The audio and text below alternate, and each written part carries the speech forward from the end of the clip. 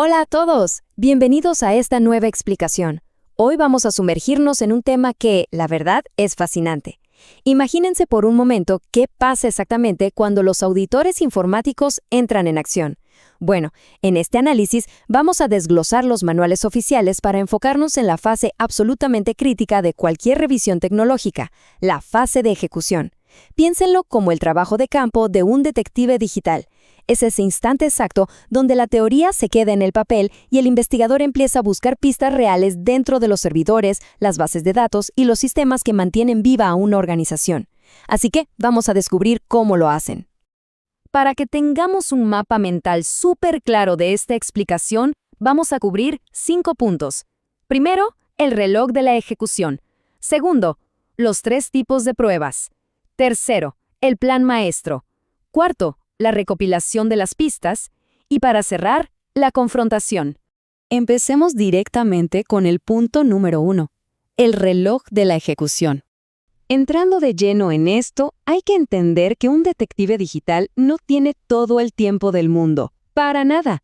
Trabaja bajo una presión institucional bastante estricta. De hecho, según los manuales oficiales, el tiempo total de una auditoría está fraccionado de manera milimétrica.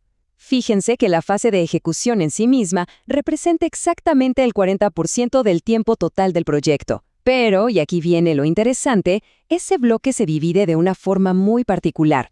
Un 30% es para la acción directa, o sea, ensuciarse las manos, aplicar las pruebas y buscar hallazgos, y el 10% restante es exclusivamente para la transparencia. Hablamos de comunicar los resultados provisionales. Esto nos dice algo clave. Este trabajo no es solo técnico, es profundamente comunicativo. Pero ojo, antes de que el cronómetro empiece a correr, hay reglas estrictas. Un auditor no puede llegar, sentarse y empezar a revisar servidores porque sí. Existen 3 prerequisitos que son totalmente innegociables. Primero, la planificación general debe estar aprobada oficialmente. Segundo, tienen que haberse recibido los programas de auditoría de forma formal. Y tercero, y esto es importantísimo, se debe garantizar el debido proceso notificando a las personas de la entidad. Sin estos permisos burocráticos, bueno, la investigación simplemente no tiene validez legal. Pasemos al punto número 2. Los 3 tipos de pruebas. Una vez en el campo, ya con luz verde, los auditores se enfrentan a los sistemas usando 2 enfoques principales. Por un lado, tenemos las pruebas de cumplimiento. Estas básicamente responden a la pregunta, ¿se están siguiendo las reglas del juego? Aquí verificamos si las políticas o controles operan según la normativa. Por otro lado, están las pruebas sustantivas. Estas van directo a la yugular, es decir, a los datos, para validar su exactitud matemática. Para ponerlo simple, una prueba de cumplimiento revisa si el manual dice que hay que usar contraseñas seguras, pero una prueba sustantiva extrae la base de datos para ver si en la realidad esas contraseñas son efectivamente seguras. Ahora, resulta verdaderamente genial analizar esta tercera categoría, las pruebas de doble propósito. Esta es como la herramienta híbrida definitiva para cualquier auditor. En lugar de hacer 2 revisiones por separado, se ejecuta una sola prueba que hace todo a la vez, verifica que el control automático funciona y valida que los datos producidos sean exactos. Es literalmente matar 2 pájaros de un tiro y la forma más eficiente de auditar. Vamos con el punto 3, el plan maestro. Todo este esfuerzo técnico requiere una estrategia impecable. No se puede improvisar. Antes de hacer nada, el auditor define 3 variables esenciales. Número 1, la naturaleza. O sea, ¿qué tipo de prueba vamos a hacer? ¿Cumplimiento, sustantiva o un combo de doble propósito? Número 2, el método. ¿Cómo lo vamos a probar? ¿Usando un código, revisando papeles o mirando los logs del sistema? Y número 3, el alcance. ¿Cuánto vamos a probar? ¿Tomamos una muestrita pequeña o revisamos absolutamente todos los registros? Este trío de qué, cómo y cuánto es el corazón de una ejecución ordenada. Para que vean cómo se aterriza esto en el mundo real, tomemos un ejemplo clásico. Revisar las cuentas de usuario en los servidores. El plan dice que se debe verificar que no existan cuentas genéricas o cuentas abandonadas, quizás corriendo un script. ¿El alcance? El 100% de las cuentas inactivas tienen que estar deshabilitadas. Aquí no hay medias tintas, o están apagadas o tenemos un hallazgo de auditoría en nuestras manos. Otro ejemplo súper crítico son las copias de seguridad o backups. ¿Cómo comprobamos que se hacen? Bueno, no vamos a ir a preguntarle al administrador de TI para que nos diga, sí, todo bien. No, vamos directo a los logs del sistema. El alcance definido aquí es comprobar el registro de copias de seguridad exitosas de los últimos 7 días. Esas bitácoras son literalmente las huellas dactilares digitales que demuestran que la información está a salvo. Y presten mucha atención porque esto ilustra de manera brillante un concepto vital en seguridad. No sirve de absolutamente nada tener un backup si no podemos demostrar que funciona. Esta prueba exige validar que, en caso de emergencia, podemos recuperar la información haciendo un simulacro real. El éxito se define como restaurar todo sin perder un solo dato. Al final del día, un backup que no se puede restaurar es un espejismo digital, nada más.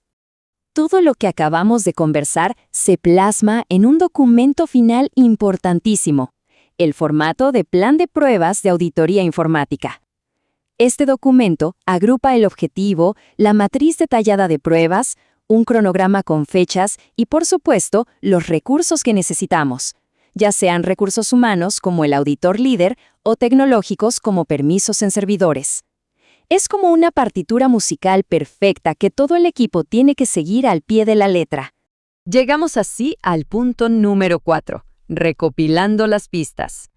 Hay algo que debe quedar súper claro. Una auditoría jamás se basa en opiniones, se basa en pruebas irrefutables.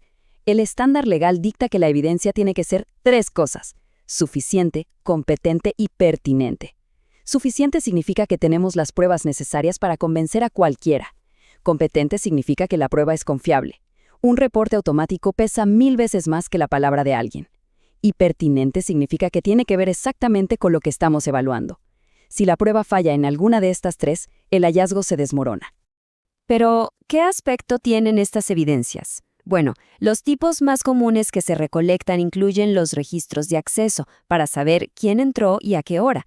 También están los famosos logs del sistema, que son esas bitácoras que guardan automáticamente cualquier error o evento. Además, tenemos evidencia documental como planes de recuperación ante desastres y las políticas de seguridad. Todas estas son las piezas tangibles del rompecabezas que el auditor necesita para armar su caso. Y para cerrar, el punto 5, la confrontación. A pesar de que llevamos un rato hablando de servidores y códigos, no podemos olvidar que las auditorías son procesos profundamente humanos. Los manuales exigen mantener una comunicación constante con el personal responsable de los sistemas.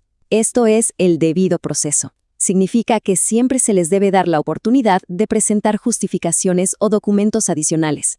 Una buena auditoría nunca, pero nunca debe ser una emboscada sorpresa. Y esto nos lleva a una pregunta súper interesante. A ver, piénsenlo un momento. Si el auditor es el que investiga, ¿por qué habría de compartir sus descubrimientos con los auditados antes de sacar el informe final? ¿No creen que eso le quita todo el impacto al reporte final? Bueno, la respuesta está en buscar la máxima calidad y precisión. Compartir estos borradores tiene muchísimos beneficios. Primero, le da a la contraparte la oportunidad de defenderse o aportar un contexto que quizá el auditor no vio. Segundo, previene esas sorpresas de última hora que solo retrasan todo. Y tercero, asegura que los investigadores de verdad hayan recolectado absolutamente toda la evidencia mientras todavía están en la fase de campo. Es básicamente la mejor forma de afilar la precisión de toda la investigación. Para despedirnos, quiero dejarles una reflexión. Es muy fácil ver la ejecución de una auditoría informática como una cacería de brujas o un ejercicio para señalar con el dedo. Pero la realidad es que cuando la planificación, las pruebas rigurosas y la transparencia se unen, el resultado es el fortalecimiento de la institución. Una auditoría no destruye, construye confianza en que nuestra información está segura. Así que la pregunta final que les dejo es, si un equipo de auditores llegara a aplicar estas pruebas en sus sistemas mañana mismo, ¿pasarían la prueba? Muchísimas gracias por acompañarnos en este análisis y nos vemos en la próxima explicación.